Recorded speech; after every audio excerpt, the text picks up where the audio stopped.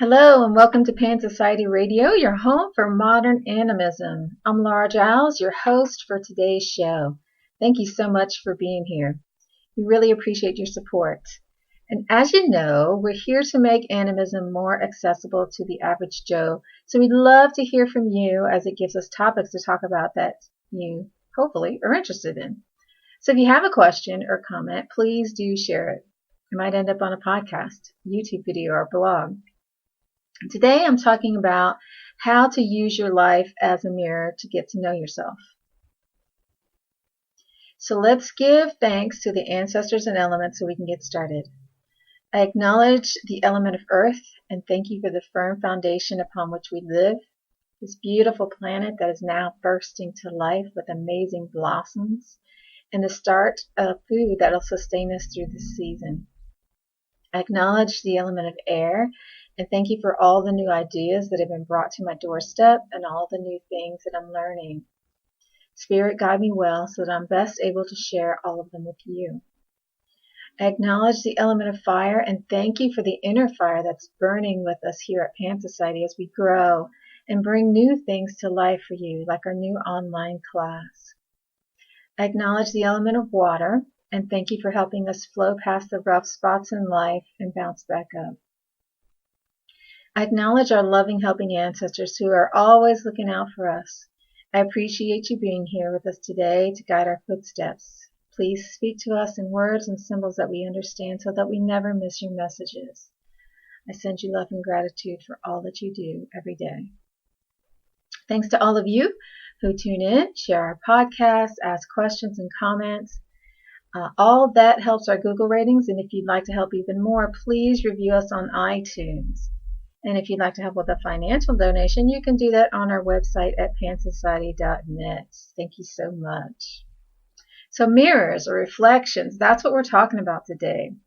And what that basically means is that you are everything and everything is you. So if you look in any direction at anything, you should be able to see yourself.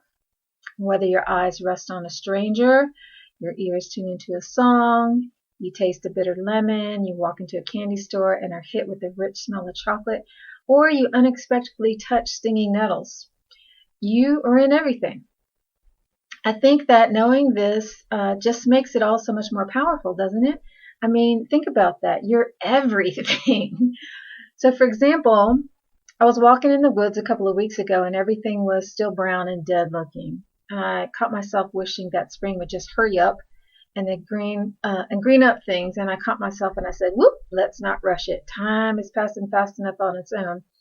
We don't have to rush our lives away. And then I slowed down to notice that there was things to notice in that moment. And one of them is that nature takes its time, doesn't it? Sometimes it's ahead of schedule, and the warm weather comes out early and plants blossom sooner than they typically do, like this year. And sometimes they run late, but they never rush, do they? They get there when they get there. So in noticing my rushing, that was a clue for me to get in sync and just be here. Because I was not, I guess what I'm saying is, in this example, is that if we look out and we see a mirror and we see something that's not in keeping with nature, then maybe we're not in sync. Otherwise, when you look out, you will see yourself. So you can't know anything until you know where you stand, because the view is different depending upon where you stand, right? So if I'm standing in front of you, things look different, don't they? I have no one to look up to from here. You've got my back. You're right behind me. But if I traded places with you, I'd have someone to look up to and support. I'd have someone leading me. So it's not the same view at all, is it? So I'd always check my surroundings first to get a lay of the land and figure out where I stand before looking in that mirror. That's going to cut out a lot of confusion. I may actually have caused some confusion just from that statement, so let me regroup. What I mean is that nature is paradoxical. Many things can be true at the same time. So things that are completely opposite can be true at the same time. So if we don't know a little something about where we stand and who we are, we can't really search for the truth. So it's all true. And what I see doesn't become useful until I know where I stand. So here's what I mean. Let's say that I feel like someone's holding me down by standing on my neck. Hopefully that's not happening for real, but let's say that's how it feels. So are they holding me down, or am I holding myself down? It could be either one. It may be true that they're the ones that's standing, that's helping me feel restrained, but are they doing that, or am I doing that? Am I allowing it? Don't I have agency? Can I not make different choices? Am I totally helpless? Usually not. Usually it has to do with an unwillingness to face the consequences of a choice I see in front of me, right? So when you look in that mirror, notice where you stand. If you don't like the view, or you don't have enough information, change positions. I promise you're going to see yourself staring back, because that's the nature of mirrors, unless you're out of sync with nature. And that really doesn't happen, because everything is nature. So let's continue exploring that example that I just gave you. I could look at this and say, what does this situation say about me? Am I playing the victim? Am I being true to one value and sacrificing another? Am I putting someone else ahead of myself? Those are always going to be great questions to ask yourself. So if I am doing that, am I not just like the person who has their boot on my neck? I'm going to let that sink in. Yeah, so let that sink in for a moment until compassion for myself or the other person, or maybe both, sets in. And if that isn't happening rapidly or naturally, maybe you could search outside or inside yourself for the inner guiding light and let that illumine you from the inside out. And that'll usually do the trick. So that's what I'm saying. Look at your situation. How do I see myself in all sides, in all things? What does this say about me? And when you start to look for and see yourself in everything else, what you look at changes tremendously. It really does bring power into your life by giving you a sense of agency. It also tempers that with compassion, because you see everything as a player in your own private drama. So let's move on and look at some other examples. So today while walking, I saw fiddleheads all over the place. And these are one of my favorite things to look at. They're just so cool. They're examples of sacred geometry. They're really beautiful. You can eat them, so they're useful. They're a sign of spring returning. But what I was thinking about in particular is how they unfurl. Like trees bud and leaf out, and flowers bud and then they bloom. All around us, life is doing that. And people can do that. And they should do that this time of the year. We've all been cooped up all winter long, and all around us, this glorious light just gets stronger every day. And it's waking up everything. But how many of us are still in hibernation mode? We're still curled up inside and moving like a sloth. So sometimes the mirror is about timing. That's what the wheel of life is about. It tells us what to do when. So when I see these fiddleheads appearing, I know that it's time for me to show up, to shine, to unfurl, to be seen, and take some action. We can all do that. Now's a fine time. So for me, when I look at nature, it's usually about timing, but it can also be about qualities. So let's say that I'm looking at a mouse. It's spring and all the critters are coming out of hiding, so there's lots of field mice in the barn and shed. So I'm really glad for cats, or else we'd be in trouble. What do I know about mice? Mice are little. They can get into tight spaces. They have lots of babies, so they're associated with fertility. They're super cute. They're night owls. They spend a lot of time grooming themselves.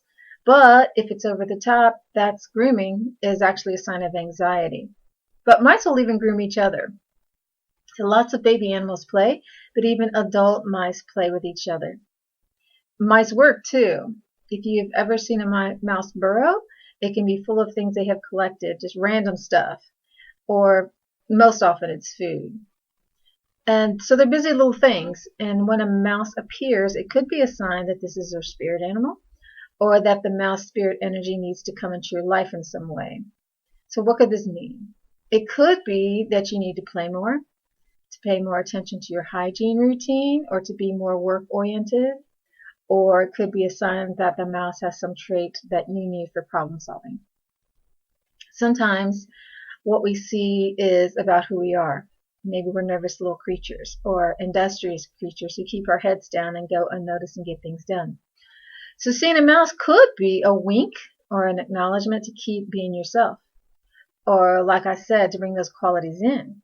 Everything has a yin and yang, or pros and cons. So while the mouse does keep its head down and gets things done quietly in the background, this could also result in them getting turned into a snack for an owl or a cat because they don't often look up. So beware of that other side too.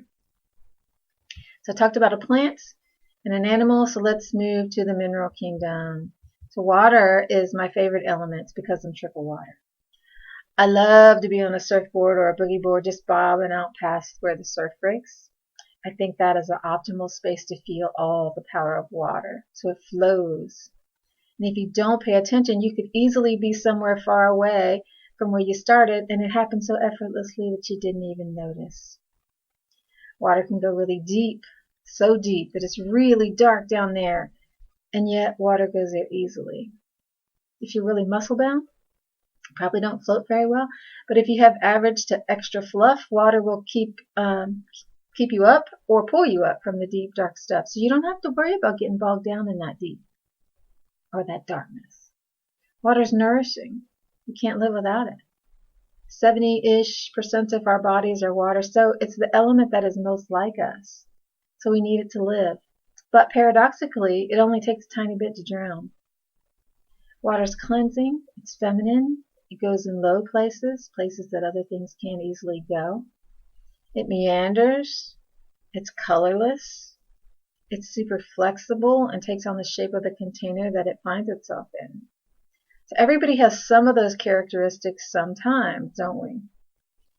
Wouldn't it be easy to look at water with appreciation and say, I'm that? It's pretty easy with something that you appreciate and you admire, right?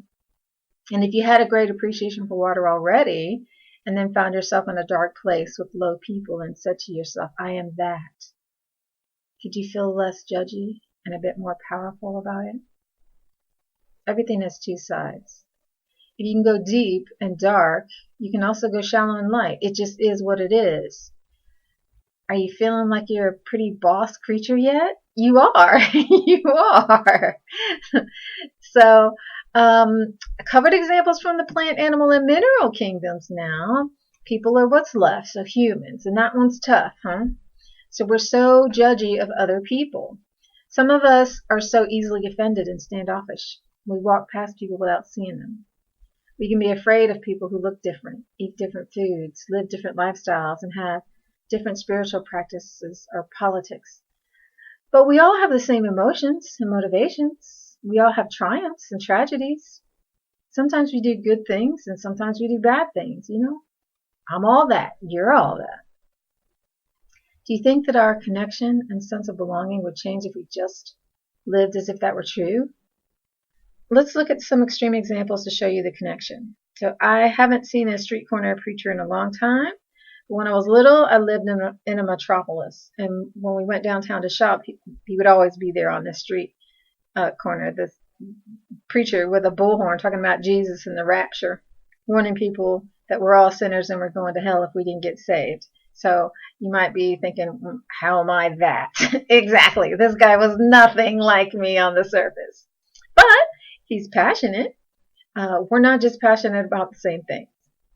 And when I connect to my passion, I can certainly understand his. He's probably mentally ill. Mentally ill people often have spiritual callings and delusions, but guess what? I hear the voice of spirit too, so is he all that crazy? I mean, don't you sometimes talk to your dead grandmother or your ancestors? If so, you get it, right? He's also really brave.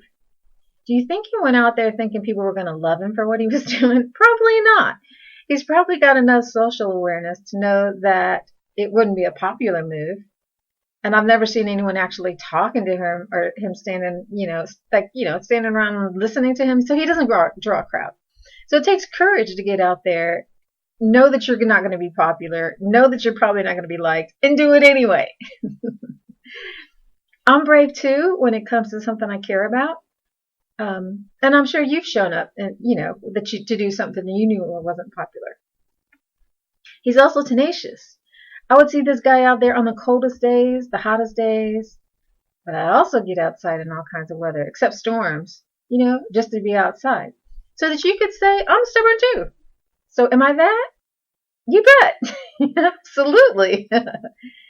What about the drug addict prostitute with 6 kids by different fathers? Did you back up on that one? Did you resist? Be like, whoa, that's not me. Okay, you're taking it a little too far. If so, that's your judgment. That's your shadow showing up. And when this happens, we can use that as a sign that maybe we need to move into that. Maybe we need to see what's within ourselves that's not owning that part of ourselves. So I just made this woman up, but we know she has an addiction problem. And my belief is that addiction comes from a yearning that we can't fulfill, and we've just found a suitable substitute. Haven't you ever felt that? Now, maybe you didn't feel it with drugs, but you either found some substitute, or you're walking around with a hole inside, or you found a way to heal it. So either way, it's not an unknown feeling. I just made her up, but she's a salesperson and a survivor. She's found a way to sell what she has to get what she wants. That's not an unknown thing either. We all sell our skills or time or soul sometimes to make money. Her way is just not a socially sanctioned way by most people. And our lady has 6 kids with 6 different fathers, so she has a sex drive and is fertile. That's a sign of health. Nothing wrong there, right? Most of us have had sex a time or two, yeah? And sometimes it results in kids.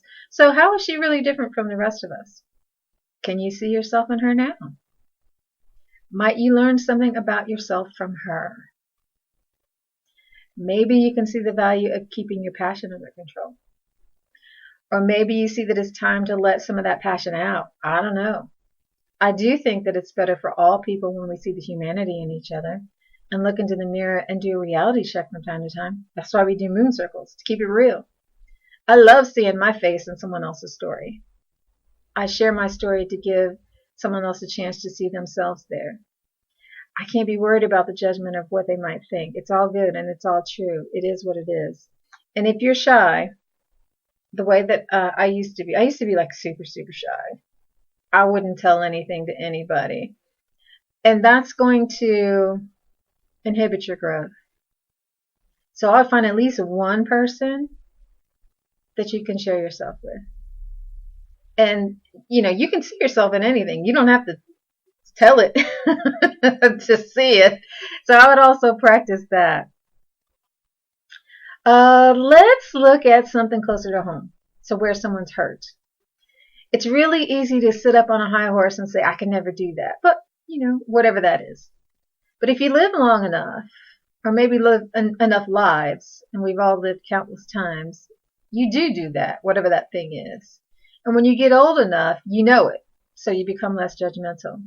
This doesn't mean all elders are bad guys. It just means we're experienced. We've all done something, or we wish we had, and then we regretted not doing it. I'm just telling the truth, okay?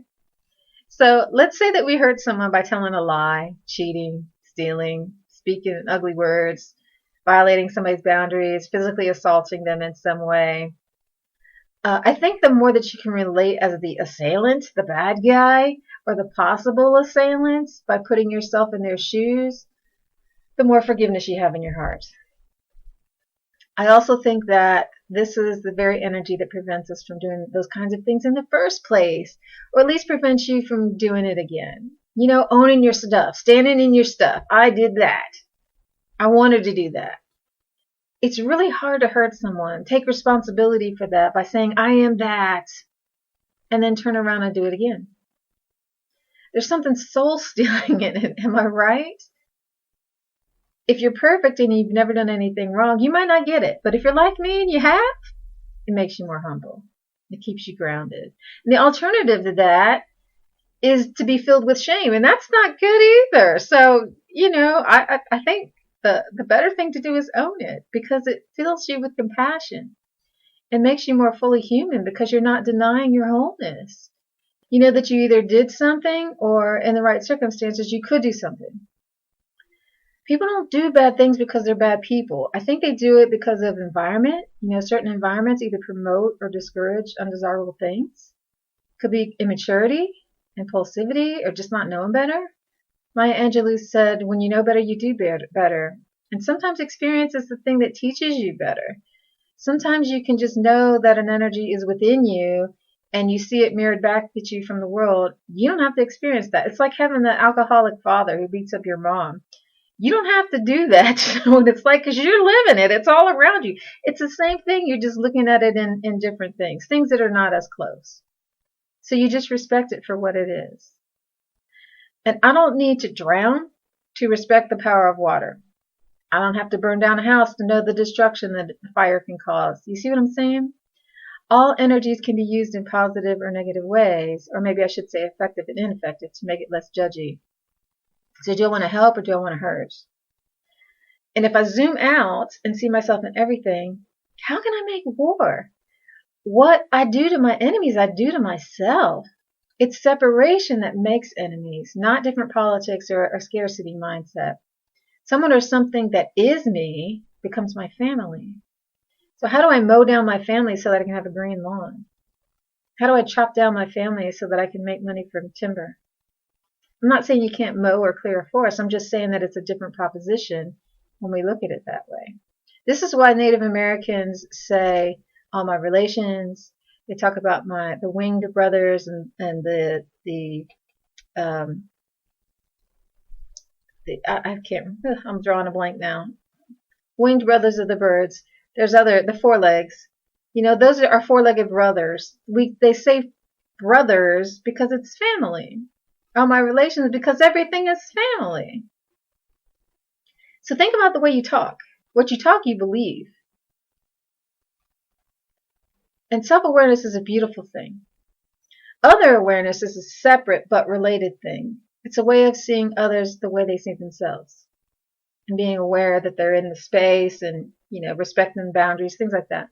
But then there's this other word, this other thing. I don't even know what to call it, or if there is a word for it in English, but it's other awareness, but seeing yourself within them. So it's more like we awareness. Somebody called me on something that I said, because I was talking we. And she took it to be the royal we and was kind of offended. I was like, no, what I'm saying is the me that's not separate from you.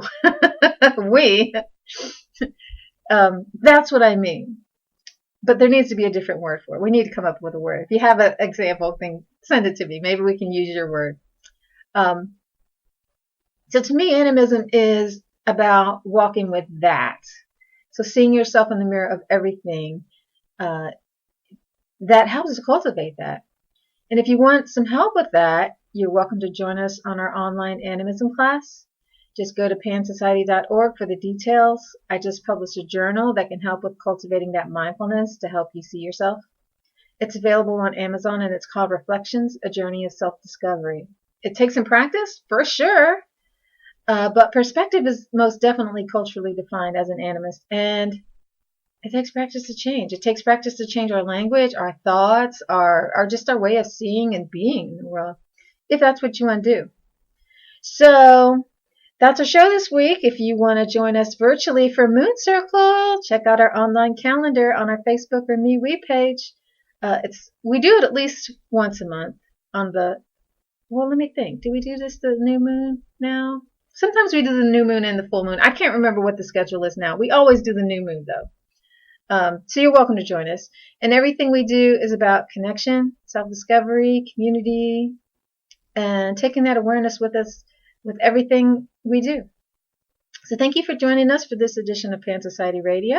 My thanks to the elements and ancestors. So great for everybody being here and tuning in. And I'll see you next week. Ciao.